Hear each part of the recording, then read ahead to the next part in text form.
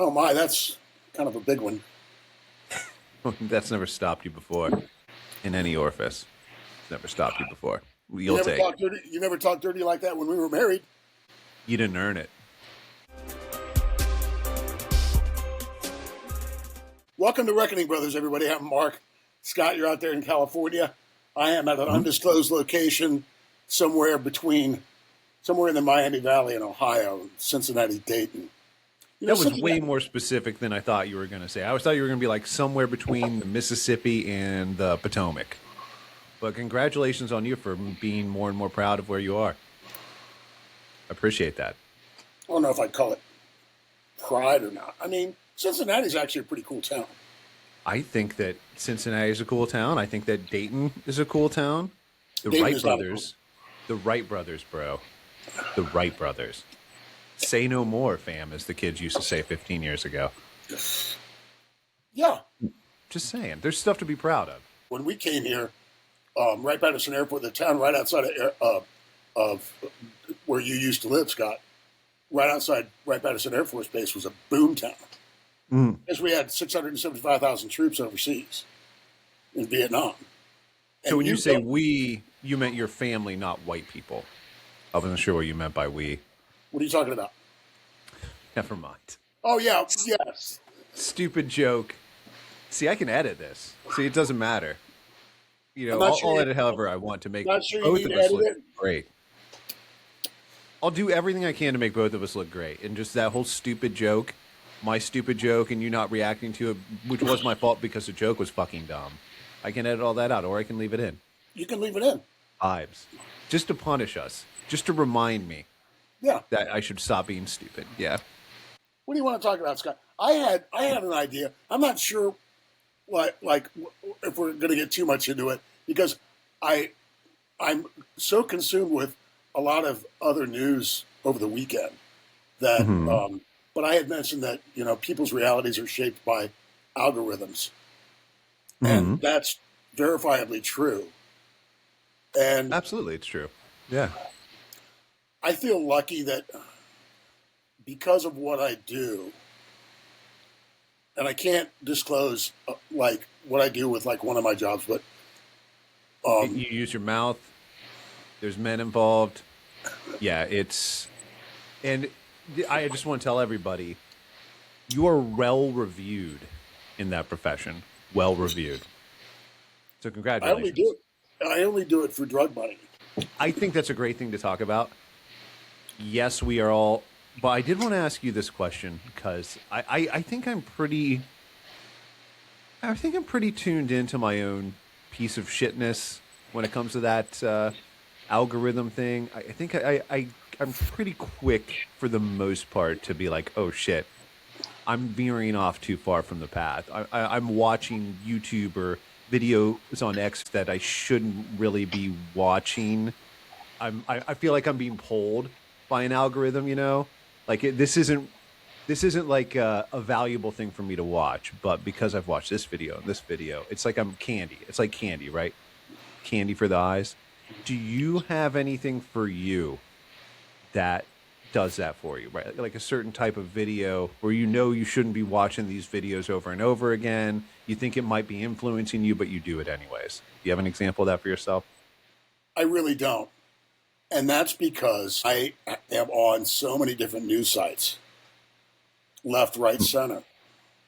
My algorithms feed me a variety of things.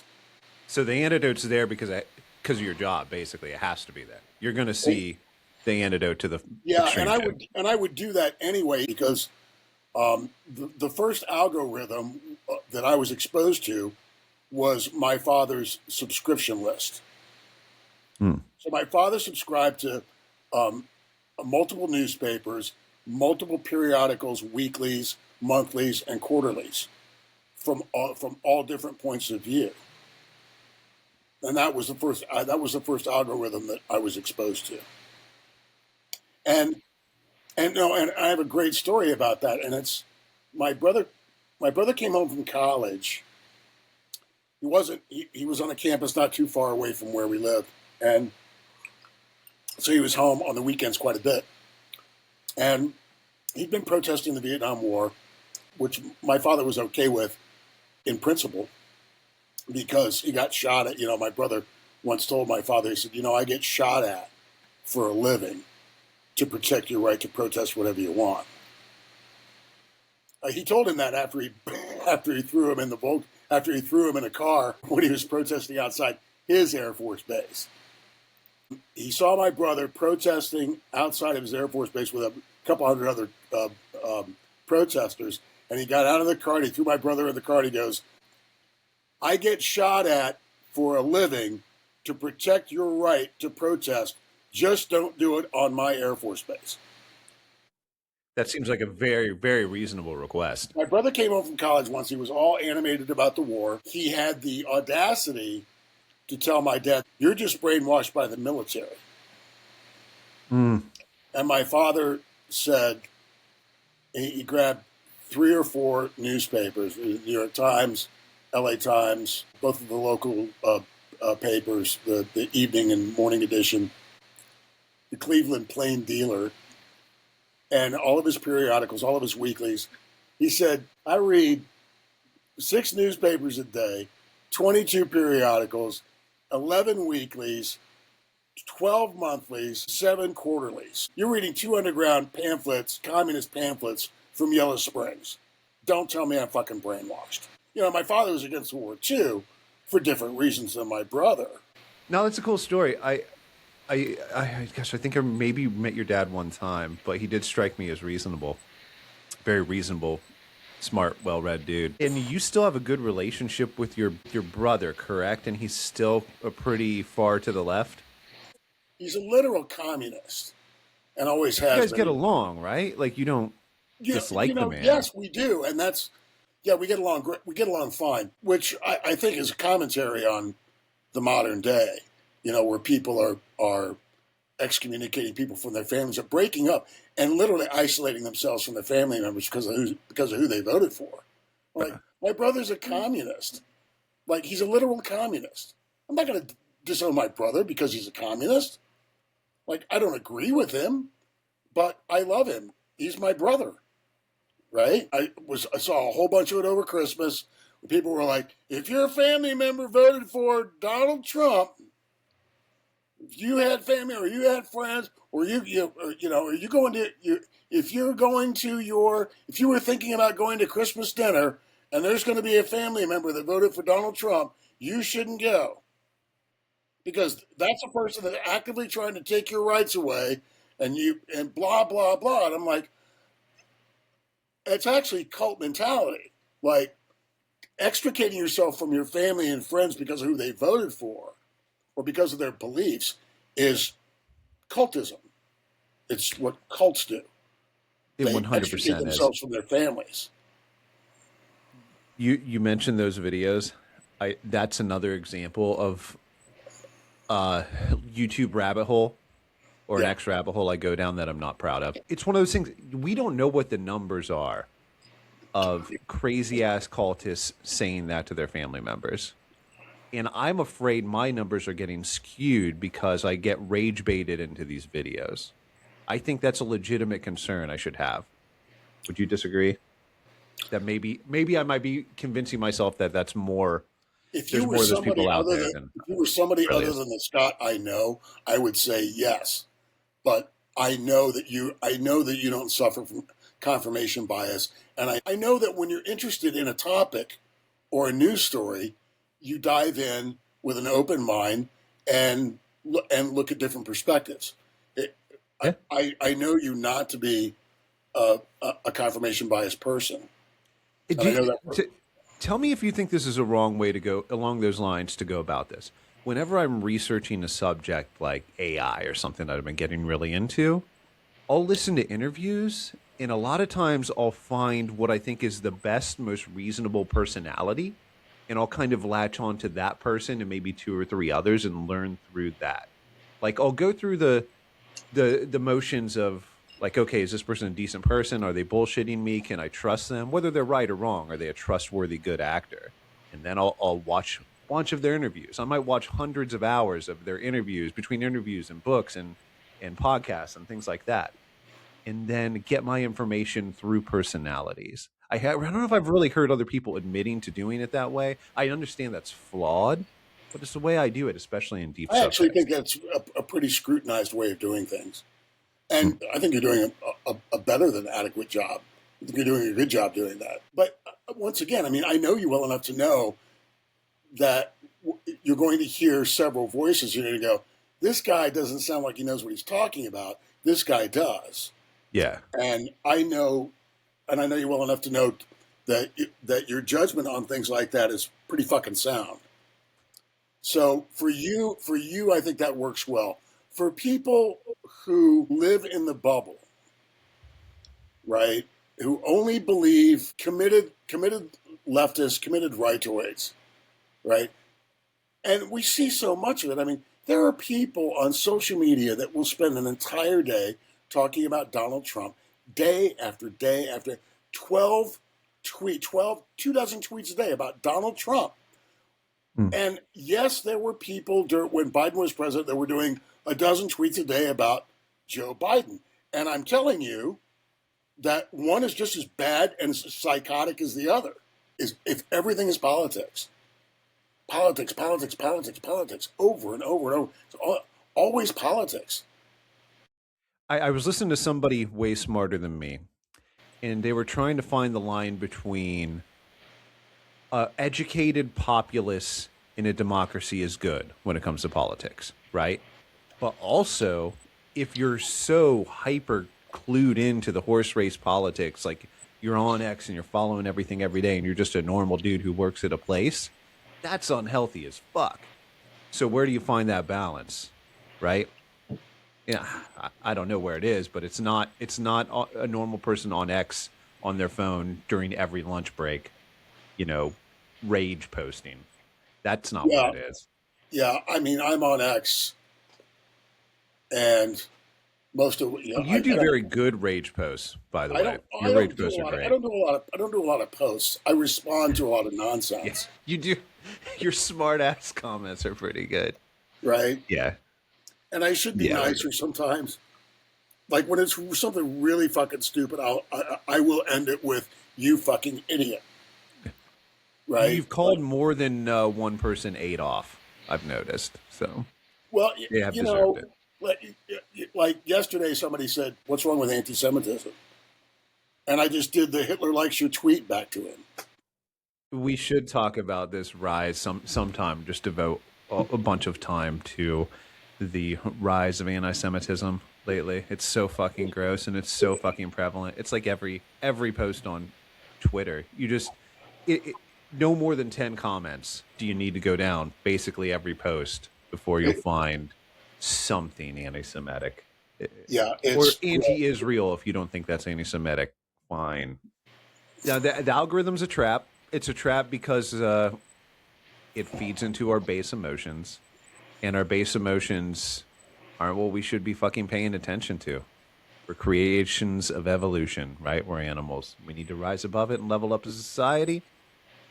Are we going to? Fuck, dude. I doubt it. I think we're doomed. I don't want to be a doomer, man, but I think we're kind of before doomed. I sent you the massive fraud going on in Minnesota. Had you heard about it? Yes, I've heard of it, and it's also big in Columbus, too, where I used to live. Big in Yes. Columbus. It's Same exact scam. Same exact scam. and what's so I noticed this years and years ago, about 15, 20 years ago. I went to D.C. on a business trip. Somebody was dangling a job offer in front of me, and I was thinking about moving back to Washington. And I went to a office building that I used to work at. It was actually the office building that Reagan for president used when we moved from California to Washington. It was so weird because, of course, when it was Reagan for president, we had the whole building, right? So this is a 4-story building, and every single business in there was a scam. Like they were all run by shady people, insurance, healthcare, daycare, you fucking name it. Can And you I give a walked, specific example of one of them and how they worked, or no? Would that not be something you could do? well, yeah, for like one of them was insurance consulting, and it was some guy from Pakistan, sitting in an office, and I knocked on his door and I said, so what kind of insurance consulting do you do here? And he said, insurance consulting. I said, yeah, but what kind of insurance consulting? He goes, we consult on insurance. I said, yeah, but are you talking about business insurance, health insurance, property and casualty insurance? He said, insurance consulting. We do insurance consulting. I said, yes, but what kind? Like, do you do reinsurance? Do you do commercial, commercial truck driving insurance? Do you do? He said, we do insurance consulting, all kinds of insurance consulting. Have a nice day. And shooed me out, right? Right. And every business there was akin to that. It was bizarre. And I just walked out of there shaking my head. But I want to read you how the news media has covered the healthcare, Medicaid fraud, and child care fraud in Minnesota the last couple of days. And this is via a guy named Drew Holden, who does great work. And here's his intro. Legacy media didn't miss the Minnesota Somalia fraud story. They actively dismissed it as made up, racist, or xenophobic. Before the stories are quietly edited, I've got screenshots. I can't believe this is real, but the Associated Press basically did the Somalians founding America meme as a straight reported piece on how beneficial the community has been to Minnesota. Here's the headline from AP. Where would America be without us? A community of refugees is stunned by White House allegations. And in the body of the story, it said Minnesota's large Somali community was among the immigrant groups that helped revitalize the Lake Street corridor. So that's the first one. Second one, Minnesota Somalians are as Minnesotans as tater tot hot dish. CNN, scorned by the president, Somalis in Minnesota are embraced by the state that took them in. Solidarity in Minnesota, state leaders have been quick to publicly embrace the community, and some of those emails flooding the inboxes of organizers were expressions of kindness. Number 3, presented without comment, MS Now. Trump's targeting of Somali Americans is having an effect on Minneapolis. Number 4, Trump's threats raise fears in Minnesota's Somali community. Number 5, this isn't journalism, this is hackery. I'm quoting Drew here. Time dedicated a whole section in a piece about the connection between Somalis and fraud allegations to how Democrats have condemned the accusations targeting Somalis. Maybe now would be a good time to revisit them. What do the Somalis in Minnesota and Governor Tim Walz have to do with fraud allegations? Question mark. Like they ended that with a question mark. More recently, he claimed on Truth Social that in Trump's latest tirades against Somalis, he flagged supposed instances of corruption and fraud. Supposed instances of corruption and fraud. Number 6, a side note of sorts. NPR suggested that a large Somali community in Minnesota was in part there because of the state's welcoming social programs. Well, yeah, that's partially true. Maybe a little more reporting on that was deserved. Trump says he's terminating legal protections for Somali migrants in Minnesota. Minnesota has the nation's largest Somali community. Many fled the long civil war in the East African country, where they were drawn to the state's welcoming social programs. Number 7, the Washington Post took considerable pain to quote people who defended the Somali community in Minnesota, absent all evidence, against the supposedly bigoted immigration deployment by Trump. That included the Minnesota Attorney General, who failed to stop any of this. Trump, this is the Washington Post, Trump says he will cancel temporary protected status of Somalis in Minnesota. Minnesota Attorney General Keith Ellison said his office was monitoring the situation and exploring our options. Donald Trump cannot terminate temporary protected status just for one state on a bigoted whim. Number 8, rather than focus on the evidence we had of fraud in Minnesota in their Everything We Know piece, Newsweek decided to highlight quotes about how Minnesota is a well-run state and how Governor Tim Walz has supposedly taken measures to combat fraud. Tim Walt's Minnesota welfare fraud allegations, everything we need to know. Tim Waltz, quoting Tim Waltz, I will note, it's not just Somalis. Minnesota is a generous state. Minnesota is a prosperous state, a well-run state. But to demonize an entire community of the actions of a few, it's lazy. So in the last 48 hours, what we've seen is a deluge of information about how big this corruption is in Minnesota. And I'm reeling from it. And if you mention it, so a guy named Nick Shirley who's a citizen journalist, went to all of these. He went to, I forget how many he went to. His video is 42 minutes long. He uncovered $110 million worth of fraud, child care centers where there's no kids there, right? And he knocked on the door and said, I have a kid. I was thinking about putting him in your daycare center. And he got the door slammed in his face. These places, the windows are blackened. Some of the signs are misspelled. One of them's called the Leering Center. The N is missing. The Leering Center, right? And they were all screaming. The Somalis were screaming at him, One of them called the police, right? And it's just so bizarre. There's a lot there. Let me pick into some of these things. I don't think pointing these things out, pointing out instances of fraud, is demonizing a whole community. Of course. Why I mean, we know why mainstream journalists are the way they are. Intersectionalism, Columbia School of Journalism, changed between what a journalism is from back in the day when it's golden era versus now. But why is the reflex always, if you're pointing this out, you're demonizing an entire group of people? People noticed fraud and are upset that it got noticed. And they're calling the people who noticed it racists, xenophobes, and extremists. Because they noticed fraud, and they want people to think that the government is basically flawless when it's highly flawed. Widespread fraud. And this is actually, none of it's new, right? Yeah. So this has been going on for a long time. So are you saying that politicians that want to keep the status quo going, that don't want to rock the boat, are the ones basically telling the journalists or, somehow creating the vibe that you need to attack people that are calling this out? Well, what they're finding out now is that these learning centers and healthcare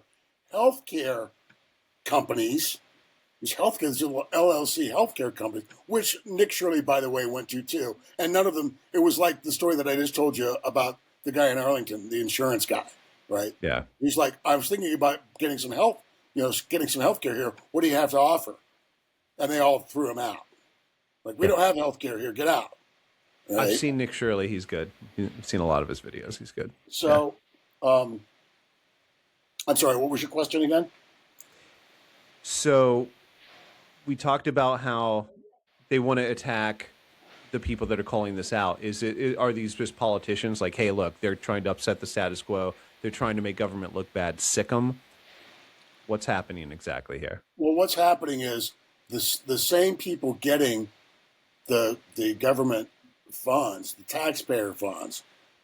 I always have to check myself. The government doesn't have any money except for what it takes from you and me. The people getting millions and millions, billions of dollars in taxpayer funds, fraudulently, right, are contributing to the Somali politicians in their area. So we're talking about money laundering, wire fraud. Like the crimes that are going to be uncovered by this are going to be mind-boggling. Like, they went on public websites, found the owners of these healthcare and daycare centers, right, that are all owned by Somalis, and the administrators are Somalians, right? And then they checked through the state website how much money they got, and then they went and looked in open secrets to see if any of these administrators were contributing to politicians. And guess what? They were contributing to the same politicians They're contributing to Omar Fattah, the Somalian that ran for mayor in Minneapolis, Ilhan Omar, etc. They were contributing to Somali politicians in the state. Do you think, okay, let's say all of this gets blown wide open and it's shown that Somali politicians are hiding this or taking money. Do you think that you're racist is excuse is going to hold out? Or do you think people are just, it's 2025, about to be 2026, we're done with this shit, and they're actually going to get their comeuppance? How do you think the general public is going to react? Are we just so done with the racism label that we're actually going to do something? These people are going to be voted out of office. There's going to be criminal penalties, something like that. I really don't think there's going to be all that. There's not going to be that many criminal penalties that people are going to have to. It's Minnesota. But will there at least will the ball be pushed forward with we're not playing this racism bullshit anymore. No. Yeah, You're committing crimes. We're not going to hear the word racist for pointing it out. Bullshit. Shut the yeah, fuck up. in a considerable way, yes. But the fact that it's even leveled, the fact that you even have to take that kind of abuse. The way I was raised, it's like there was zero tolerance for any kind of racism or bigotry in my family. I'm like, Yeah, you and me both. I've always felt that, right? Like, and I've always felt like the worst thing you can call somebody next to like a child, like a racist, and you Yeah. better goddamn well have some fucking evidence for that to be to be using language like that, right? It's the same thing with calling somebody a Nazi. I'm not a member of a political party, but like I've been called a Nazi because because I've said something like that I believe criminal illegal aliens should be deported, right? And that's insane. It's crazy. It's the discourse is so polluted. The lexicon is so polluted, and yes, both sides do it. It is so I'm not trying to say that only one side does it. That's not true. Both sides do it, but it really is predominant on the left more than the right. It truly is. I have a thing that I will often do where people will put up straw man arguments and say things like Republicans want women to quit their jobs and stay home and have babies, blah blah blah, right? But they don't want to help women with something. It doesn't right? matter. Insert it right here. Doesn't Yeah. matter, right?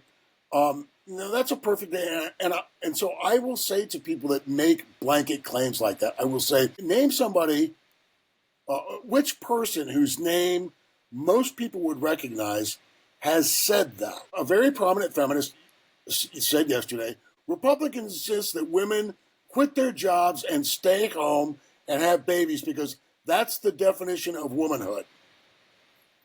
Well, yeah, there's some randos on Twitter that believe that. There's some randos on Rumble or Gab or Truth Social or whatever right-wing website. But so my question was, which person whose name anybody would recognize has said that? Somebody's answer to me was J.D. Vance and Charlie Kirk. Charlie Kirk and J.D. Vance have said that we should have an economic environment that provides an option for women who want to stay home and take care of their kids. That it would be a good thing to have an economy where both parents didn't have to work. That's far right talk. That's far right talk right there. Yeah, J.D. Vance and Charlie Kirk never once, at any point in their entire careers, ever insisted women quit their jobs and stay home and have babies. I don't think any mainstream politician's done that in the past fucking 80 years. Yeah, but it's right.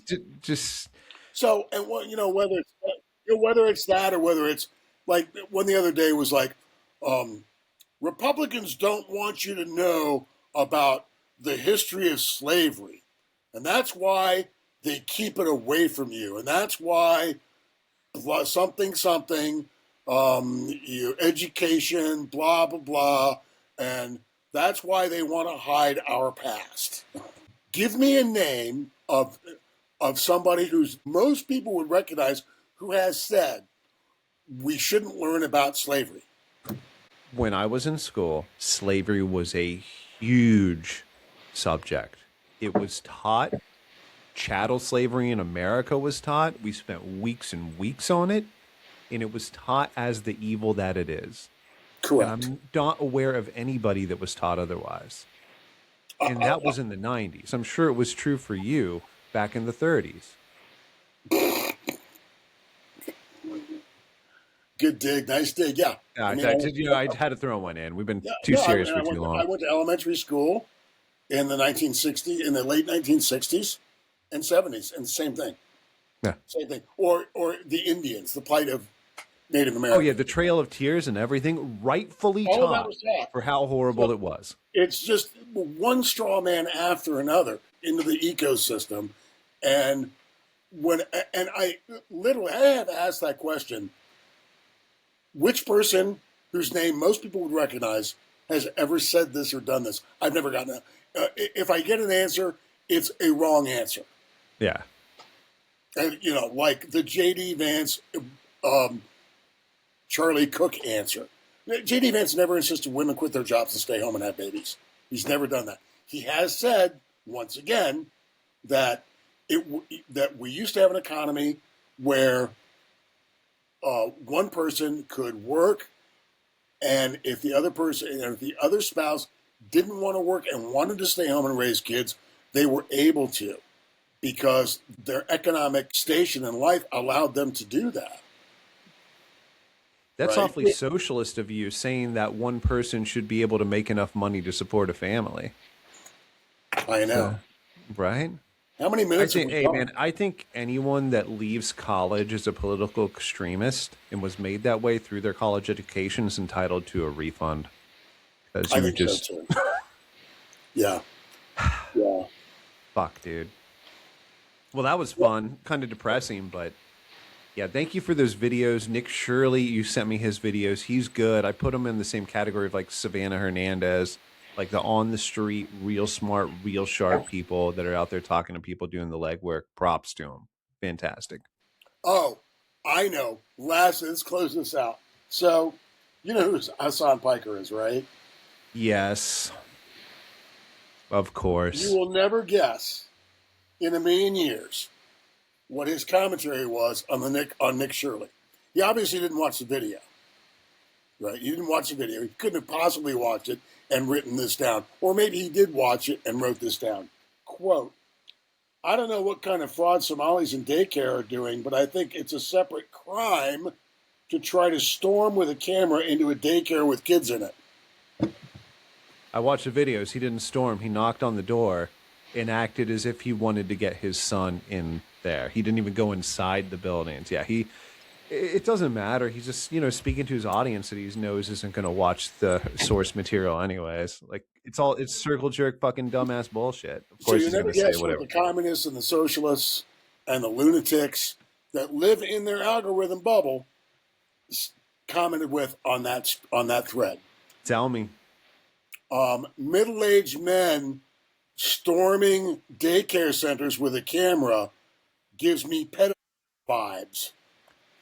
There's no way that kid's over 30. He's He's probably 23. 25. He's How 23. 23. Yeah. He did have a guy named Dave with him who's middle-aged. Once again, you're into the thing where you're calling somebody a Nazi or you're calling somebody a racist, and worse than being a Nazi or a racist, or as bad as, no, worse, excuse me, worse, calling him pedophile. Check that guy's hard drive.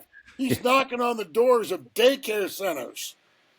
The I mean, who's the dead ass Warren Buffett advisor that said, "Show me the incentives, I'll show you the outcome"?